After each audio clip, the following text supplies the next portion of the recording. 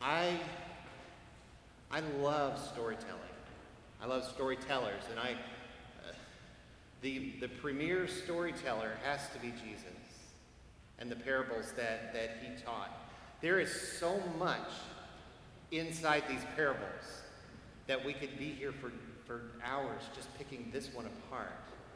Remember, I remember a couple weeks ago when Susan was sharing the parable of the sower, and her description of the sower being someone who just, with abandon, throwing seeds everywhere. It was such a joyful image that I'd never had before. So there's always something new that we can get from these, and there are so many details to this that we want to look at it very carefully. So we've got a farmer who's sowing seeds again. We're talking about the kingdom of heaven. We're talking about that he's throwing good seed.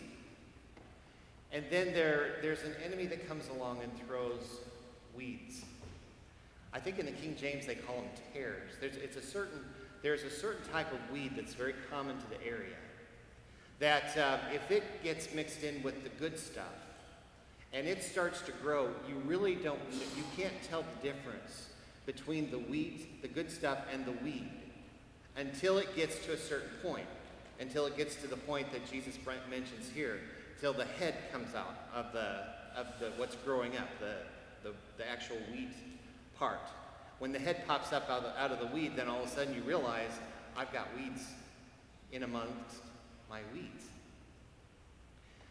The problem is that since they grow together, the root systems all kind of mingle together underneath the surface. So that if I pulled up the weed, I'd pull up the wheat with the weed. So you don't do that. And then Jesus interprets this as, so you wait until the final harvest, and then you pull it all up together. And then there's this great sorting and shifting, and this would have been something that the people of the day would have recognized, because that's what they had to do. They pull it all up together, and then usually the women would come and they would sort through all of this grain, and they would be able to, they can identify the weed from the grain because it's a different color. And they'd have to pluck out all the weeds and stuff from the wheat. And that's that. Then they separate the chaff out, and they do that kind of stuff. But you have to get the weeds out, because those weeds were actually kind of noxious. They had almost a narcotic effect. They would make you sick to your stomach if they were to stay in there. So it's very important to clear all that stuff out.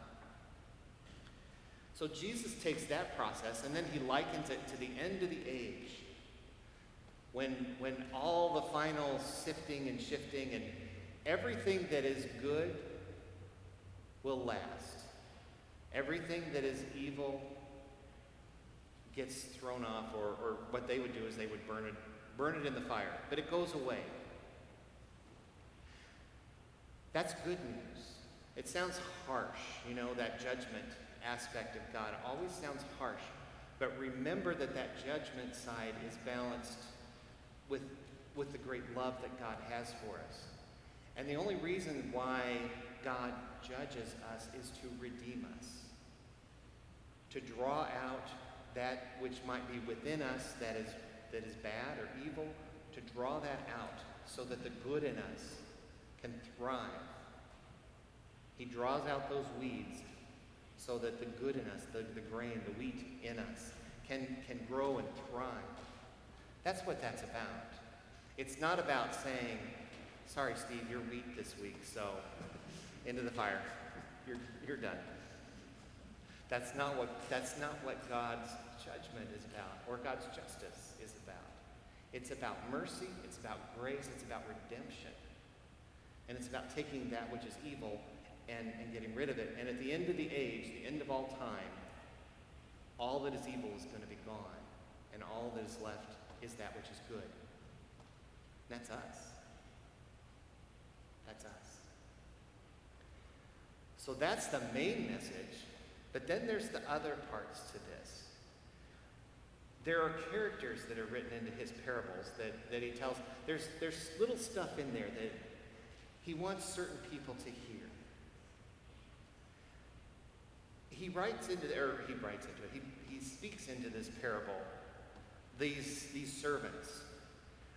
This version refers to them as slaves. There's others that refer to them as the hired folk. Whatever they are, they're working for the owner, and they're doing this work, and they're introduced into the story.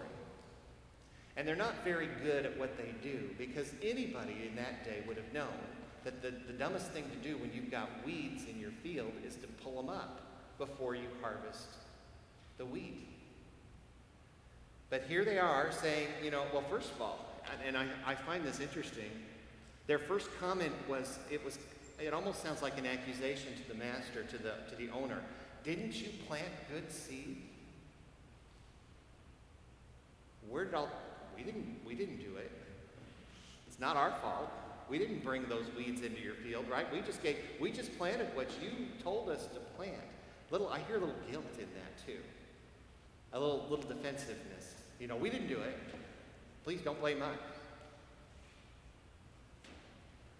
And then when he told them that these were sown by an enemy, which was something that was done back in the day. If you really wanted to hurt somebody, you go throw the seeds of weeds in their crops. You can do all kinds of damage that way. So an enemy has done this, and then the slaves say, "Oh, so you want us to go? Well, we need to get rid of those weeds. Weeds are bad. Weeds are evil. We need to get rid of them. So let's go pull those out." And the owner said, "Don't do that, because when you do that, you're also going to pull up the wheat, and we're going to have nothing." I can see me in that. Because I don't know anything about gardening or raising crops or anything like that. That would be my first reaction. Oh, there's weeds. I've got to go pick them. Let me go get a weed whacker. And that's where the title of the sermon comes from, is me with a weed whacker in my hand, be like giving it to a 5-year-old. Because I'd go out there and just whack away, and we wouldn't have anything left to harvest, I'm afraid. Kind of a scorched earth type thing. But when I was thinking about this, and I was thinking about me doing this, I'm bringing this forward to today. We're not farmers, but we have a crop here. This is like a big field, and there's been a lot of seeds planted here. There's been a lot of grain harvested here, as people have come and they've lived and they've passed and they've moved on to glory. Lots of planting, lots of harvesting, right here in our nice, neat little rows. And there's probably been a few weeds that have been sown amongst us, or things that we perceive as weeds, threats. People that don't think the way that we do, people who don't believe the way that we do, people that we look at and we go, "Oh, you're bad. You're a weed."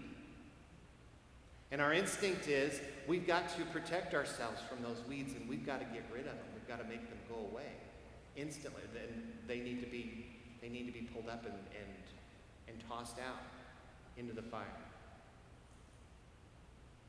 We're like those. We can be like those. The slaves in this illustration, can't we? And what happens when we do that?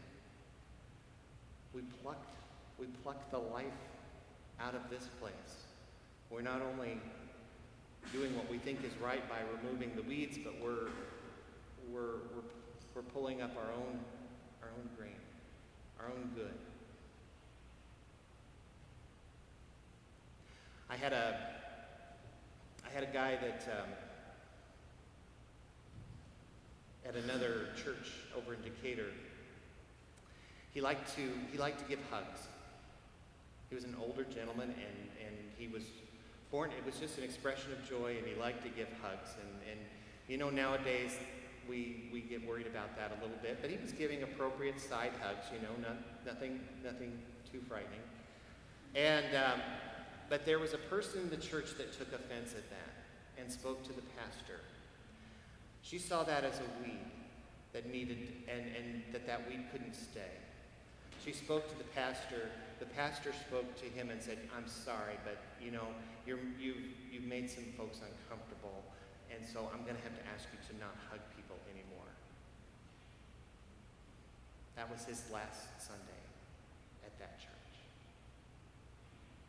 Sad, isn't it? We get so vigilant about protecting our church, our crop, that we need to take a lesson here from this parable. We're all here together, the good, the bad, the ugly, the in-between. And we do the best that we can do together. And you know what? We think we know what's a weed, but we don't really. Even the weed that Jesus used in this illustration, you don't know. It looks a lot like just the regular grain. You don't know. And it's not your place to try to figure it out, actually. That happens at the end. That happens when we reap, when we at the end of the season and we take that crop. Then it's put in God's hands, and God does that sorting. Our call is not to be we said it in that confession, the guardians, the weed pullers, the folks that are protecting the integrity of everything. We're not called to do that. Our call is to grow together, to withhold judgment against one another, to tolerate our differences, to embrace our similarities, but to grow together. And if there's somebody sitting over on this side that looks a little weedy to you, it's not your job to go and confront that and make that go away. Our job is to grow together. We're just called to love. We're called to love one another. We're called to love the grain, and we're called to love the weeds if they're here and we don't, but we're asked to love. God's the one that does the harvest. God's the one that does the reaping. God's the one that sorts all that out at the end. Our job is to share the good news. The good news that I read from that passage from Romans. The good news that we are given a spirit of sonship, of daughtership. We're given that spirit to be the child of God. We can call God in the familiar, that Abba, Father, that's like Dad. It's familiar. We can have that. That's what we're called for. That's the good news. That's your job, too, is to tell other people. Come on in. Tell it with abandon. Throw those seeds around. If there's a few weeds that grow up in amongst us, so be it. That's God's concern, not mine. We've got an amazing message to share. Let's do that. Let's share that message and leave the weeding to God. And let's love one another as we're called.